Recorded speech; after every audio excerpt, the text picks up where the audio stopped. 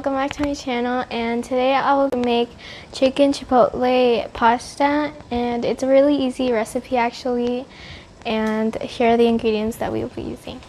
So first we will be using cheddar cheese.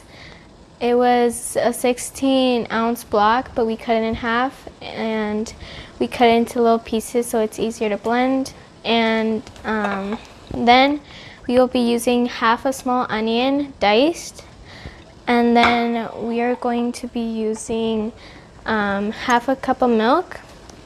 Then we will be using a 10-ounce chipotle sauce. Then we are going to be using half cup of sour cream, your choice. So first, now that our water is boiling, I'm going to put in our pasta to the water.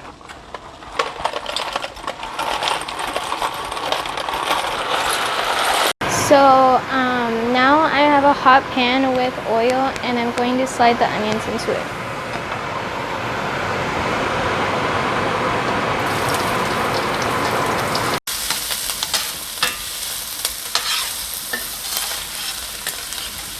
And then once your onions have been glazed with the oil, you're gonna throw in your chicken loins. I'm using about 6, but it depends on how much you want.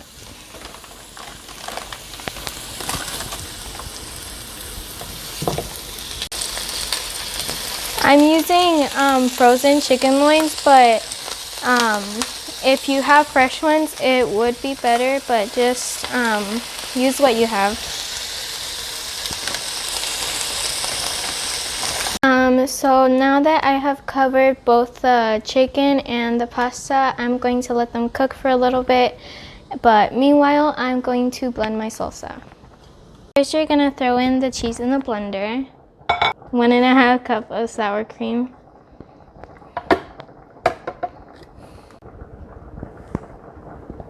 okay, so for the milk, we have 1 cup, but we're gonna use half of it for our sauce and the other half to cool the pan when we add our sauce to our chicken. I am using a 13-ounce can of Chipotle sauce.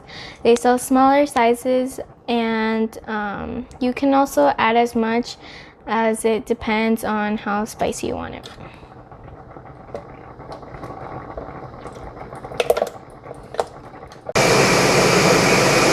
So now that it has thawed in the pan, I am going to start cutting it up, because before, since it was frozen, I wasn't able to. But now we're going to start cutting it into little bite-sized pieces. Okay, so now that it is cut up, I am going to use some seasoning. You can use salt or pepper or whatever seasoning you choose.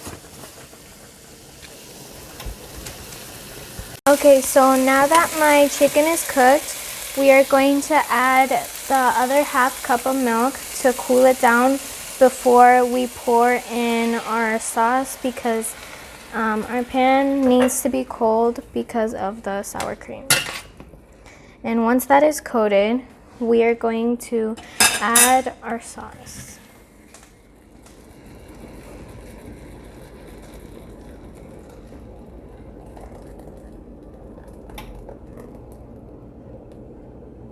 Okay, so once you see your sauce is starting to bubble a little bit, you know that it is ready to put in your pasta that I have already drained.